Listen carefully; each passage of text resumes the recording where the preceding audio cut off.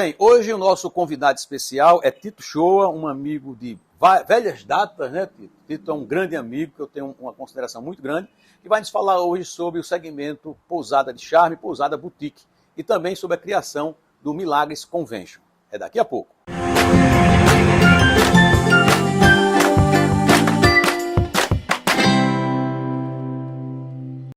Como dissemos a vocês, o nosso entrevistado de hoje aqui é o nosso amigo Tito Shoa, é um amigo de velhas datas, né? Antigas datas, né? Quanto tempo? Acho que 30 anos ele se conhece, né, Tito?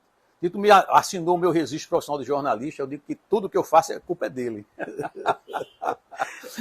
Tito, você hoje está no empreendimento, você é ex-secretário de turismo, esqueci de falar sobre isso, você é ex-delegado do trabalho, tem uma folha de serviço prestada ao governo do estado, ao estado de Alagoas, e você hoje está como empresário no segmento Pousada de Charme, Pousada Boutique. Eu queria que você explicasse o que é esse segmento de hospitalidade é essa, de trabalhar com esse segmento, que é um segmento de alto padrão.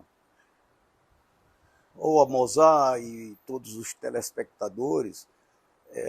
Esse segmento do turismo, ele é muito gostoso e gratificante você fazer ele, porque você tem que formatar cada região com a sua peculiaridade. Você não pode querer desenvolver o turismo que se desenvolve em Alagoas, ser o mesmo que desenvolve em Pernambuco, ou o mesmo que desenvolve no Rio. É totalmente diferente. Cada um tem a sua particularidade, até mesmo dentro do estado. Até para você começar a questão do turismo, você tem que logo fazer um inventário turístico, para saber, os municípios, a região que verdadeiramente tem vocação para o turismo e aqueles que podem ter uma vocação de abastecer os municípios que tenham vocação para o turismo. De forma que você tem, e esse novo segmento de pousadas, que começou com pousada de charme, pousada de luxo, pousada boutique, ela surgiu dado a necessidade da pessoa, do hóspede, de querer ter um atendimento personalizado. O atendimento numa pousada, você chega num resort, Mozart, ou num hotel, o cara pergunta quem é, ele diz, é o hóspede do 604, do 403, do 208. Numa pousada, ele tem que ser chamado por Mozart. É chamado pelo seu nome, a saber o que é que você quer para tomar no café da manhã, o que é que você gosta. É um atendimento personalizado e com várias experiências sobre a região e a forma de receber. Bom, a gente tem aqui o chamado corredor de charme, né? Que é Milagres, aí vem ali Barra do Camaragibe, Marceneiro, Milagres, Porto de Pedras. Surgiu ali já crescendo essa tendência de mercado. Nós temos, inclusive, também em Maragogi, que nosso amigo Marcelo Lacerda, que eu mando um abraço, as duas pousadas dele foi classificada como as duas, né, entre várias outras, melhores do mundo. Marcelo é meu amigo, Lula é meu amigo. Pois é. Essa turma de lá, a gente vivia muito nas feiras, né? Participando e trocando experiências, né, que hoje estão sendo implantadas. Então, aquele corredor começou a surgir com uma tendência, que era essa tendência, inclusive, podemos dizer que Alagoas tem um produto único no turismo do Brasil e no Nordeste, nesse segmento? A gente teve uma sorte. Isso não nasce, não é só porque você quer. É saber se verdadeiramente ele vai pegar e vai pegar para aquela vocação. Então nós entramos naquela região norte, principalmente que abrange 3 municípios, Passo de Camaragibe, São Miguel dos Milagres e Porto de Pedras, que se tornou, como são 3 municípios muito próximos, a gente só tem ali 23 quilômetros. E dentro dos 23 quilômetros nós temos 3 municípios. O turista não consegue entender quando ele está no município ou quando ele está no outro. Até se confunde, né? Isso atrapalha muito. Marceneiro, eu quero deixar... Marceneiro é Passo do Camaragibe. Passo do Camaragibe. Que às vezes eu escrevo no nosso blog como sendo Milagres, e aí a turma do Passo diz, olha, não é... Que a gente tem que aceitar isso, que no turismo é o que pega. O que pegou no turismo foi Milagres. Milagres não é nenhum dos 3. É verdade. E um dos três é Milagre. Um outro lá é São Miguel. Não tem nada a ver. Então não tem um município Milagre. Milagre é região, houve uma necessidade de que ela ficasse conhecida, houve uma proposta, e essa proposta foi bem aceita. Se você está na pista, aí você tem a rota ecológica de São Miguel dos Milagres. Fica bem. Se você... A denominação seria essa mesmo, Rota Ecológica de São Miguel dos Milagres, Tito? Não, perdão, eu peço até desculpa. Rota Ecológica de Milagres. De Milagres. A Rota Ecológica de Milagres, ela nasceu porque você está onde? Eu estou na Rota Ecológica de Milagres, mas eu estou em Porto da Rua. Eu estou na Rota Ecológica dos Milagres e estou em Porto de Pedras. Esse nome Milagres é um nome bom para marketing, né? Porque, Mozart, naquela região, com o advento da questão dos casamentos, a gente costuma dizer que aqui, em Milagres, na região de Milagres, acontece de tudo, inclusive milagre. Tito, nós temos aí um grande Réveillon também naquela região, né, que se desenvolve, criou-se, né, o Maurício Vasconcelos foi um dos pioneiros, junto com o Henrique Vital, que eu sei disso. Queria que você falasse um pouco desse Réveillon, que era um Réveillon muito procurado, e agora está procurando mais diminuir o número de pessoas para até melhorar e evitar a perca da qualidade desse trabalho que é feito no Réveillon. Não, o empresário Maurício Vasconcelos, que já é do ramo de hotelaria, a família toda, ele entrou no ramo de festas. E a primeira que ele fez, que era um Réveillon entre amigos, que era o Tamo Junto. Réveillon de Milagres, porque o primeiro Réveillon foi feito em São Miguel dos Milagres. Depois ele não conseguiu mais área lá e hoje o Réveillon se encontra numa área da própria família. Mas fica em Milagres ou fica em Macineiro? Fica no Paço de Camaragibe, no povoado ou na praia de Macineiro. Mas se chama ainda Réveillon dos Milagres. Réveillon dos Milagres, porque ele está na Rota Ecológica dos Milagres, e quando você está na praia, é um nome muito bonito. Você está na costa dos Milagres. A Costa dos Milagres você tem no exterior Costa Azul, Costa Dourada, você tem várias costas, Costa dos Corais, porque é o maior banco contínuo de coral da América Latina. Dessa forma, você tem muito o que falar do turismo. O turismo ele tem que ter história. Quando você viaja para o exterior, tem uma história, porque quando você chega lá, diz assim, olha, joga uma moeda aí na piscina para poder você voltar. Aí todo mundo joga moeda. Aí você tem lá o grande romance de Romeu e Julieta.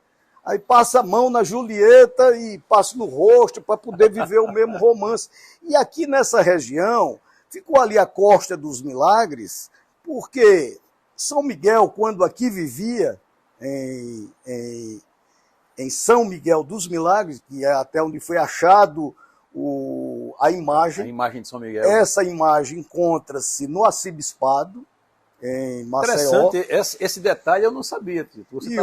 E o bispo já prometeu ao padre lá de São Miguel dos Milagres, que em ficando pronta, inclusive, a reforma lá da igreja, a igreja que é bicentenária, daí por diante ele vai pegar a imagem que ele tem e vai colocar dentro da igreja, já que a igreja vai estar recuperada. Então o turismo se faz com essas histórias. Inclusive tem uma história lá da região que diz o seguinte, que São Miguel não sabia nadar.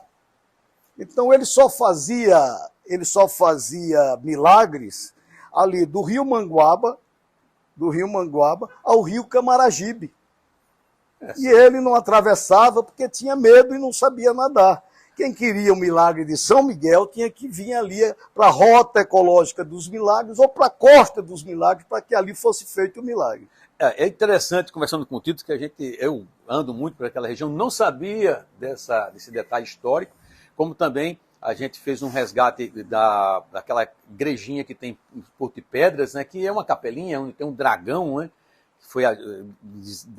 Demos um destaque muito grande de onde veio aquele dragão, e até hoje é um mistério, está lá, e hoje virou um atrativo turístico a visita Aquela igreja me parece que é Divino Espírito Santo, se não estou enganado, é o nome daquela capelinha. E lá dentro tem a imagem de um dragão de frente para o altar, que também chama a atenção. E ali tem, diz o oitizeiro do imperador Dom Pedro II, que quando veio visitar Alagoas, desceu ali e descansou numa rede, né, diz a história, e ali seguiu pela Rota do Imperador até Porto Calvo, que era uma importante vila da época. Então tem muita história, precisa só, vamos dizer, fazer uma recuperação dessa história, sinalizar melhor, né, divulgar esse roteiro, porque aquele roteiro não tem só praia, né, Tito? Nem o roteiro tem só praia, Mozart, como também o turista, e principalmente o turista estrangeiro, e eu acho que a gente tem uma grande vantagem, porque o Brasil está sendo descoberto novamente pelos portugueses.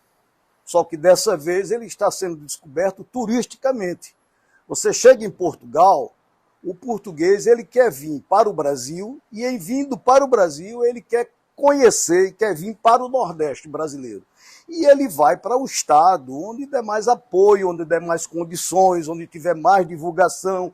Então esse tipo de divulgação é que tem que ser feito lá fora para que verdadeiramente a gente possa lotar os voos de Portugal para cá, uma vez que o governo do estado e o governador Paulo Dantas, a secretária de Estado do Turismo, Bárbara, tem se empenhado para alavancar esse voo, porque fizeram propaganda, fizeram divulgação, mas tudo isso caiu por terra, porque a pandemia sustentou sem ter o voo e agora está precisando de novos investimentos em Portugal para que esse voo saia de Portugal lotado e que se venha muito mais voos. Tem 2 e poderá até aumentar. E a gente tem o que a gente chama o voo de feirante, que é o pessoal que vai para as feiras, é o voo charter. Esse voo charter a gente sempre teve de Portugal. Inclusive, eu quero conversar com você daqui a pouco sobre como surgiu esses voos internacionais, eu sei que foi você, quando secretário de Turismo, na época governador Ronaldo Lessa, você foi a Portugal e foi saber como é que poderia trazer, e você trouxe esses voos aí fretados para cá. Você foi o primeiro a trazer, João Santos, me parece, e outros empresários de Portugal viajaram para cá trazendo os primeiros portugueses. Mas vamos conversar ainda sobre os conventions, né? O convention agora, o convention, Milagres Convention, né? Que esse é o nome certo do convention. Você está criando, você articulou a criação dessa entidade representativa. Como é que surgiu essa ideia e qual é a necessidade dessa entidade? Mozart, ela foi criada por uma necessidade na formatação do turismo. E que o turismo da Rota Ecológica dos Milagres, ou da Costa dos Milagres, ele precisa de um tratamento diferenciado, é um turismo diferenciado. Nós que tínhamos vontade até de se filiar à Convention, e na época só tinha o Convention em Maceió, mas eu conversei com vários presidentes da BIH e do próprio Convention, que não dava para a gente se filiar ao Convention de Maceió, e hoje nem ao Convention, que está muito bem dirigido, e está crescendo, e está muito bem para a região, o de Maragogi, porque o produto é outro. O nosso produto não é o mesmo produto. Eu me lembro quando eu tive uma conversa e disse até para o Miltinho. Miltinho era presidente da BIH. Aí eu disse, Miltinho, você faria uma folheteria, uns banners, umas filmagens totalmente diferentes e muito mais cara para a Rota Ecológica dos Milagres? Aí ele disse, não posso, que eu tenho que tratar todos iguais. Os iguais têm que se tratar igual. Mas os produtos são diferentes. Aí o produto é diferente. Pelo produto ser diferente, é que nós criamos o Convention da Rota Ecológica dos Milagres, para que lá a gente divulgue o que é a rota e o que se encontra na rota, e para trazer o europeu, não só o português, mas para trazer o europeu já me disse por diversas vezes que não vai atravessar o Atlântico atrás só de sol e mar. Sol e mar eles têm lá.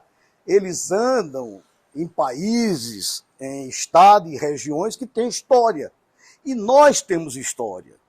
Nós temos história, a começar de Maragogi, com os cabanos e muita mais coisa, e você chega em Porto de Pedras, que é onde mais tem história, porque começa pelo imperador que descansou debaixo de um pé de oitizeiro, o prefeito de Porto de Pedra, o Henrique Vilela, já fez a estátua de Dom Pedro II, sentado debaixo do oitizeiro, e está fazendo uma praça para lhe mostrar que foi onde ele descansou, e dali ele saiu em direção a Porto Calvo,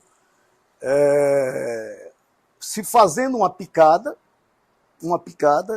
que na época ficou conhecido como a Picada dos 30. A Picada dos 30, ela veio originária da questão de que Dom Pedro botou 30 homens para abrir a picada e chegar em Porto Calvo, que hoje é a pista lá que tem um asfalto. Que é a Rota do Imperador. Que há um pedido, inclusive para o governador Paulo Dantas, e o governador ficou muito propenso a realizar o sonho da gente, que é colocar o nome daquela estrada da Rota do Imperador. E na Rota do Imperador fazer um portal em Porto de Pedras e um portal em Porto Calvo. Essa proposta foi apresentada ao governador, então, por você, né, Tito? Foi apresentada. Não fale nada agora, não. Vai ser depois a gente conta essa história. Vai ser no segundo bloco. Mas a gente fez o convênio pela necessidade. Eu mesmo tinha dito que não me envolvia mais nada, absolutamente nada, convites recebi para cargos, e eu não queria mais nada. Mas resolvi agora mais dar essa parte de essa mim. Contribuição.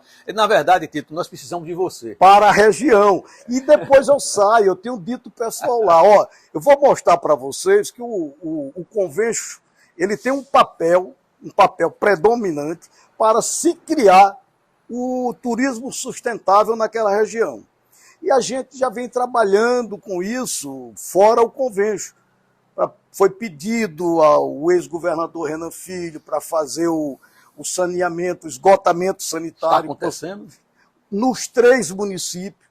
O governador Paulo alavancou já para dar celeridade a essa questão do saneamento dos 3 municípios, 100%. E eu acho que, não tenho dúvida, que a gente precisa levantar esse tipo de turismo que a gente pratica lá, que é o turismo de luxo, é chamado no mercado nacional e internacional como turismo de luxo. Só que o turismo de luxo tem uma coisa, esse segmento, essa classe do turismo de luxo, ela estava com a demanda grande, reprimida de viajar para fora, e vice-versa. Então, o que é que houve? O investimento que foi feito em Portugal não garantiu total retorno, porque ele caiu por terra, o que foi investido. Agora a secretária Bárbara tem essa responsabilidade. Não, e já mostrou que foi a Portugal, já divulgou, teve vários encontros com operadores, com agências de viagem, e trazer de volta o português para o Nordeste. E o Nordeste brasileiro, que foi por onde foi descoberto pelos portugueses, tem a tendência de ter todos os tipos de turismo. A nossa região pegou esse segmento, mas a gente não pode desprezar também o turismo normal, porque a gente tem os hotéis boutique, a gente tem as pousadas de luxo, a gente tem as pousadas normais, a gente tem todo tipo para atender. Porque quando você faz uma divulgação e traz um pessoal mais aquinhoado, entendeu? Mais abastado, mas a outra turma ouve a propaganda e quer vir também. E isso é bom para a região, porque tudo que você faz, tudo que o empresário faz, tudo que o convênio vai fazer pela região da Rota Ecológica dos Milagres, quem primeiro é favorecido é a população. Se você fizer um turismo e a população local não for a primeira atingida, esse turismo não presta. Tem que gerar emprego. Tem que gerar emprego, qualidade de vida. pode observar que aquela região tem melhorado muito a qualidade de vida de todo mundo. E está se virando, inclusive, até empresários, pequenos empresários. Tito, eu me lembro que eu trabalhei muito tempo como coordenador do interior da Gazeta e ali tinha um dos piores IDHs há 25 anos atrás, piores IDHs, início de desenvolvimento humano, né, do Brasil. E você, quando trabalha com turismo, você gera serviço. Serviço você traz cidadania, traz trabalho. Trabalho traz dignidade, né? Acabar com aquele negócio de distribuir cesta básica, essa prática da mendicância, né? Você traz capacitação de trabalho. Mas a gente vai dar um intervalozinho aqui e a gente volta no segundo bloco, já conversando sobre o que você está trazendo no bolso, da conversa que teve com o governador e como é que é trabalhar na divulgação de um turismo segmentado para uma classe de alto poder aquisitivo. E aí a gente vai também conversar sobre a TAP e a sua classe executiva, como a gente lotar ela. É daqui a pouco, depois do intervalo.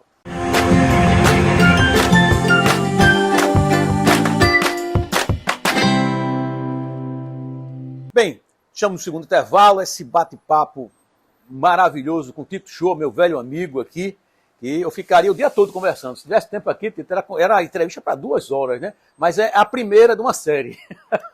A próxima eu vou lá no Marceneiro, conversar com você lá na praia. Tito, você conversou com o governador e você tem muitas notícias boas para quem trabalha no segmento boutique.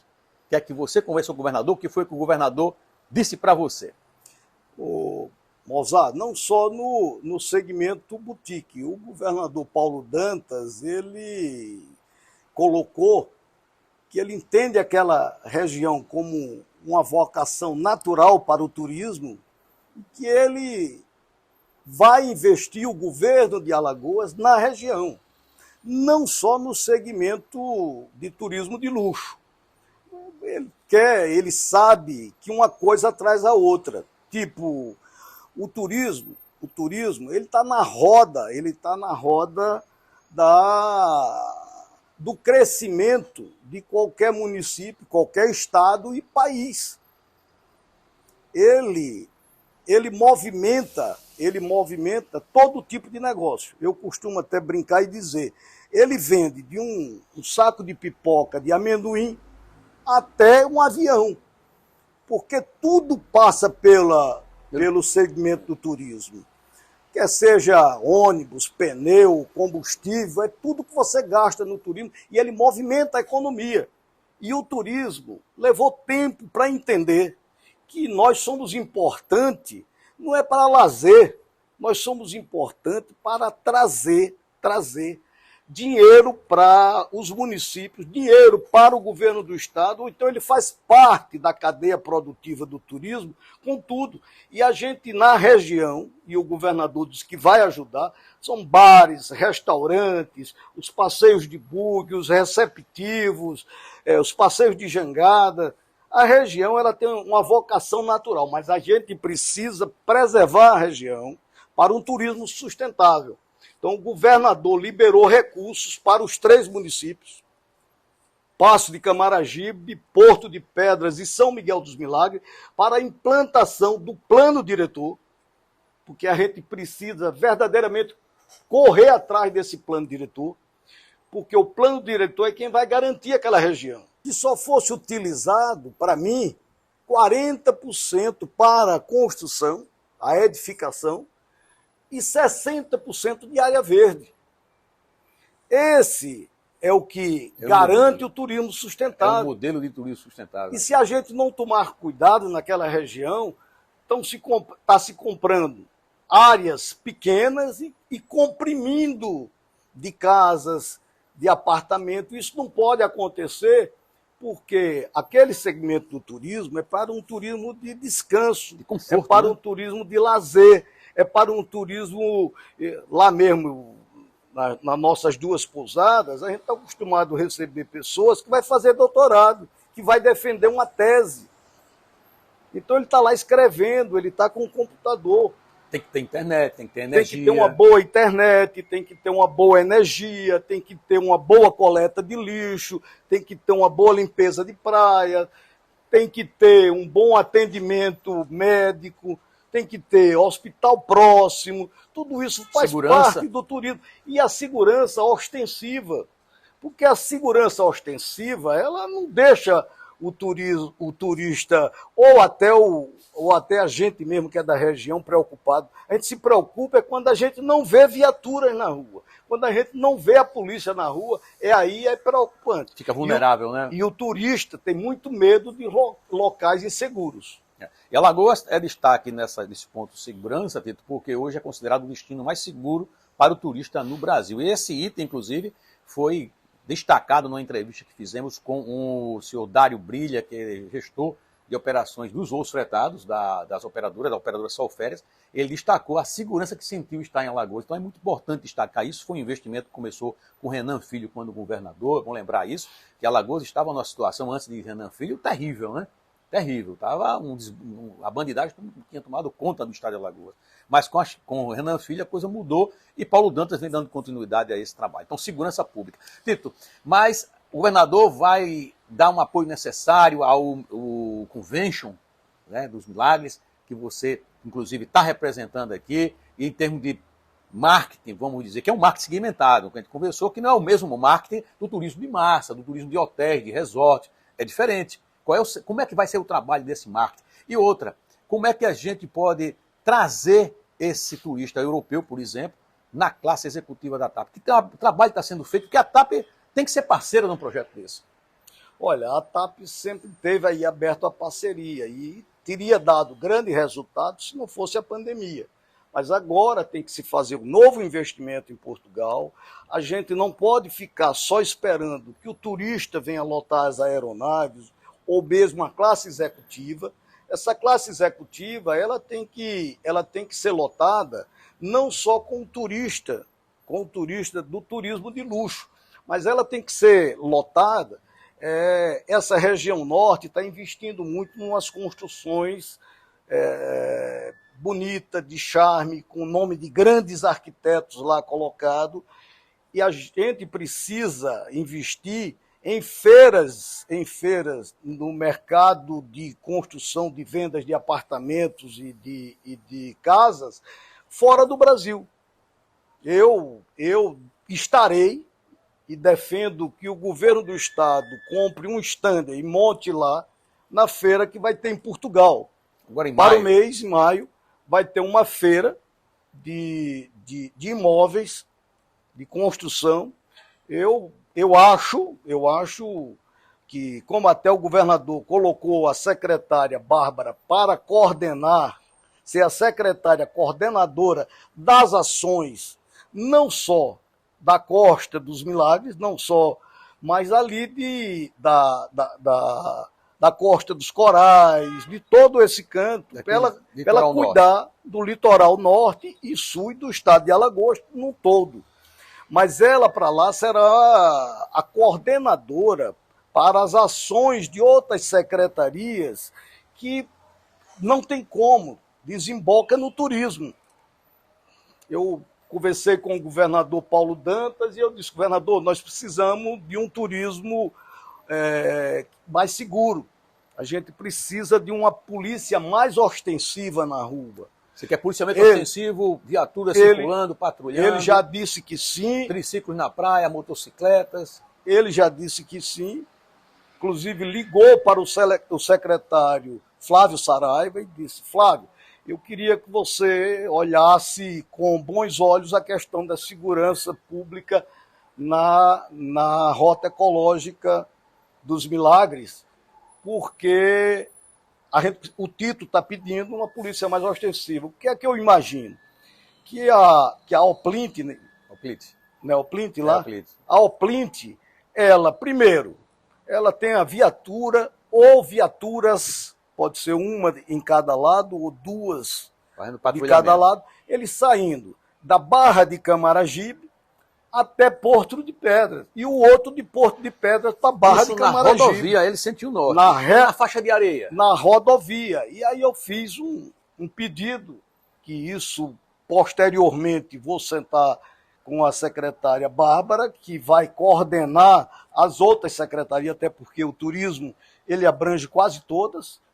Aí a gente vai pedir um policiamento, principalmente à noite, dado as pousadas serem à beira-mar, pé na areia, onde você não tem muro, não tem nada, ela é aberta. É a característica desse tipo de que haja ou com quadriciclo, ou com motos que tenha giroflex e que saia patrulhando ali as praias da Rota Ecológica dos Milagres. É interessante. Tito, saúde, né? Saúde, precisa ter uma unidade básica de saúde ali, tem que ter um heliponto para fazer algum resgate em caso de emergência. Você falou sobre essa área de saúde com o governador também? Falei, área de saúde, eu levei até uma proposta de um amigo da região, da pousada Amendoeira, o Sarri.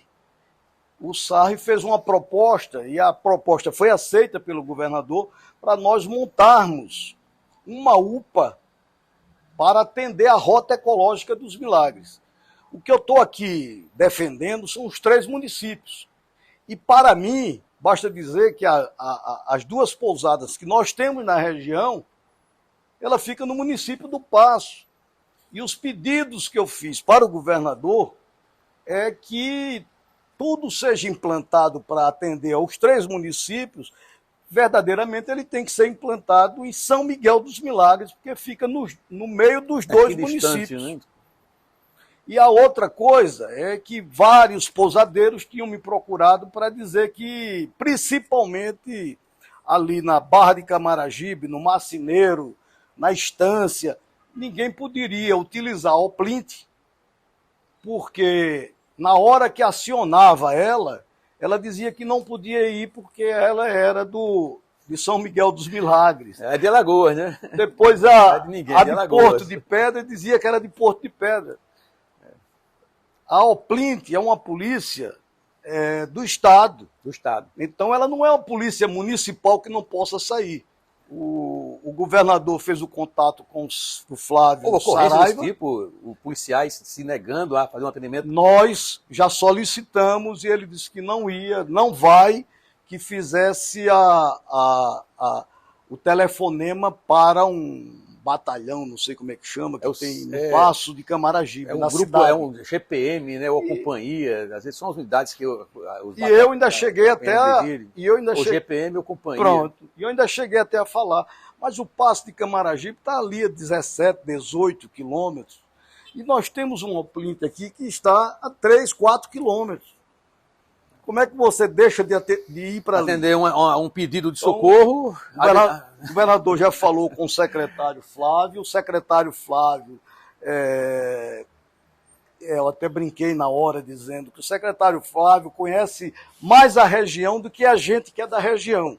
Flávio é nosso amigo. Porque o Flávio é quem cuidava, já como delegado aposentado, de fazer a varredura e a segurança dos réveillões de Milagres.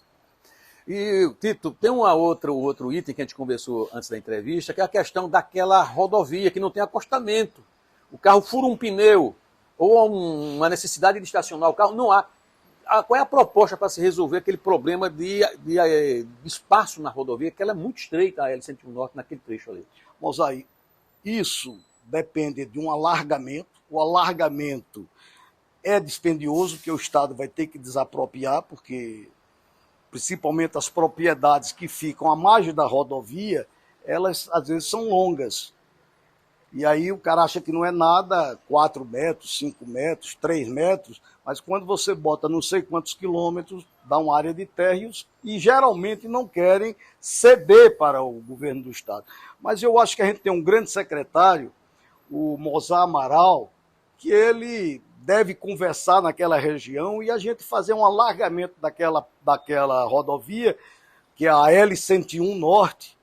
A L101 Norte, ela corta todas as cidades ali por dentro. É a L101 Norte. E precisa, você falou para mim, outro detalhe, dia de feira, caminhões que vão fazer entregas de mercadoria, tem toda uma logística aí que tem que ser coordenada. Olha, eu pedi ao governador, que ficou de estudar isso, no caso, lógico, com o Mozar e com o DR, para que a gente colocasse já placas de estacionamentos proibidos, onde está tendo esse estrangulamento de carro, que fica sem poder realmente passar, e deixar alguém depois do DER ou fazer uma parceria com a prefeitura, com a SMTT, se tiver, e em não tendo SMTT, que parece-me que já tem município lá que tem a SMTT, fazer com a Guarda Municipal pedindo que não pare, para não ter esse engarrafamento, porque como a região cresceu muito, teve um boom, ela está tendo um engarrafamento astronômico. Então a gente tem que cuidar dessa parte. E aí a gente tem que ver essa área aí com a questão do DR.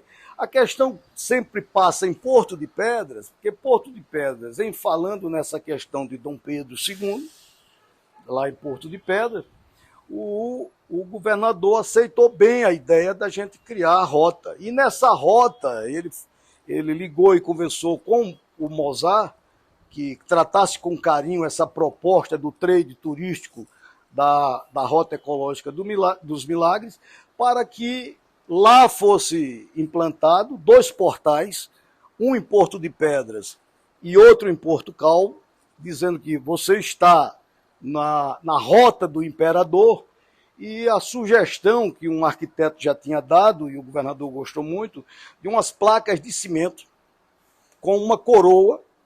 Um marco, né? Seria um marco. Era, para botar assim, quilômetro, você está no. Eu não sei de quantos quilômetros que o DR colocaria uma sinalização, assim, quilômetro 8, quilômetro 10, quilômetro 14, 20, até chegar de Porto de Pedras a Porto Calvo. E levantarmos aquela história toda, porque o turismo precisa de história. O Fortinho de Porto Calvo continua dormitando lá e abandonado, né? Você vai do Fortinho de Porto de Pedras, ou de Porto Calvo, você vai da história de Calabar, de Porto Calvo, você vai da questão de Zumbi, que Zumbi, quando ele foi criado por um padre de Porto Calvo, e quando o Zumbi pediu ao padre para liberar, para ele ir para os quilombos, defender os irmãos negros, ele sabia ler e escrever, porque ele não foi criado como escravo, o Zumbi. E o Zumbi saiu de Porto Calvo em direção até chegar ao Quilombo dos Palmares, que foi a maior concentração de um exército, de uma comunidade negra no país, que enfrentavam o exército de Dom João VI. Tito, então, está chegando já o final da nossa entrevista, né? E eu queria, para a gente concluir o nosso bate-papo, que é um de vários que a gente vai ter, com relação, por exemplo, à sinalização turística que está acontecendo, a necessidade de 2 línguas, a necessidade de capacitar, qualificar as pessoas, pelo menos com o inglês, para que você possa atender esse turista de alto padrão aquisitivo que está chegando lá. Existe uma dificuldade muito grande de comunicação. Vocês estão tentando ver como suprir essa deficiência de uma demanda que é necessária, que está chegando? Olha, Mozart, eu assisti várias entrevistas da secretária Bárbara, que me deixou muito feliz. Ela colocando que onde funciona o posto de fiscalização da Secretaria da Fazenda, que é muito grande, esse posto está sendo destinado e vai sofrer uma grande reforma pela Secretaria de Turismo, lá com a secretária Bárbara, para que dentro seja colocado artesanato, salas de informações. Eu fiz uma proposta para o governador, ele gostou, eu vou fazer a mesma proposta para a secretária Bárbara, de que destinasse 1 ou 2 salas, que essa sala fosse rotativa, que pertencesse ao seguinte, às prefeituras da região. O prefeito que quisesse fazer uma ação, o secretário de turismo ia utilizar essa sala para de lá fazer uma ação. Eu dou em primeira mão a notícia. Estamos conversando com o Márcio Beltrão, secretário de Educação, que está com um projeto na mão de fazer curso de inglês rápido, prático, destinado justamente para a hotelaria na área de inglês. Inclusive com o apoio do Sebrae. O Sebrae está imbuído, ele já está dentro daquela região. Eu tenho conversado muito com o superintendente Vinícius Lage. Vinícius Lage, o nosso ex-ministro. Já convidei 2 vezes para entrevista, estou cobrando aqui no ar, viu? O nosso ex-ministro do Turismo, que que fez um trabalho brilhante também como ministro do Turismo. O Vinícius Lage, ele está sensível para aquela região, está orientando lá na formação e qualificação e requalificação dos restaurantes, das pousadas, aonde estiver precisando, se é os garçons, se é o administrador, se é na cozinha. Eu acho que ali tem tudo para se formatar, um grande desenvolvimento com qualidade para atender a toda a região. A gente tem ali, inclusive, Mozart, uma história que precisa ser levantada, que é uma grande batalha que teve na região. Quem quiser pode acessar o Google e botar assim, a Batalha da Mata Redonda. Perfeito. A Batalha da Mata Redonda foi guerra mesmo. 500 pessoas morreram nessa batalha. O IPHAN, a chefe de arqueologia do IPHAN, ela está fazendo um trabalho e pretende ir lá no local fazer, inclusive, uma recuperação. Uma batalha muito marcante, morreram 500 pessoas nessa batalha. Inclusive um príncipe que ia se tornar o futuro rei da Espanha, se eu não me engano, foi da Espanha, se a memória não me falha, e que foi mandado que ele tinha Ele comandou as tropas nessa batalha. Ele tinha sido morto em batalha e a determinação veio que cavasse um buraco bem profundo, botasse toda a indumentária dele e fosse enterrado com cavalo, com tudo, lá na Mata Redonda. Dizem que é lá onde está enterrado. Tito, a gente vai encerrar, é uma pena, mas eu quero conversar com você em outra oportunidade para que a gente converse sobre história. Eu sou apaixonado como você sobre história, sobre a história daquela região, que a gente tem muita coisa. Tem um Fortim de Portugal, eu faço um apelo, por favor, façam alguma coisa pelo Fortim de Portugal, que está realmente um abandono. Eu passei por lá, passo por lá constantemente, é uma situação, é um grande atrativo turístico, seria, né, se a coisa andasse. Eu peço e sensibilizo, eu sei que o governador tem sua parte, mas depende do município também, depende de muita gente que se articule para poder fazer o Fortim aparecer. Bom, Tito, muito obrigado, sempre é bom conversar com você, nem em off, né? Eu peço muito conselho a Tito, para ganhar juízo. Meu amigo de grandes datas, e a gente participou já de várias campanhas de trabalho com relação a turismo, a lazer e a empreendimento. Gente, Tito, é com você as últimas palavras desta entrevista, de uma série de muitas. Agradecer, Mozart, essa oportunidade que você dá, para que nós coloquemos o que precisamos verdadeiramente na região. Você mesmo estudou aquela questão da igreja com o dragão.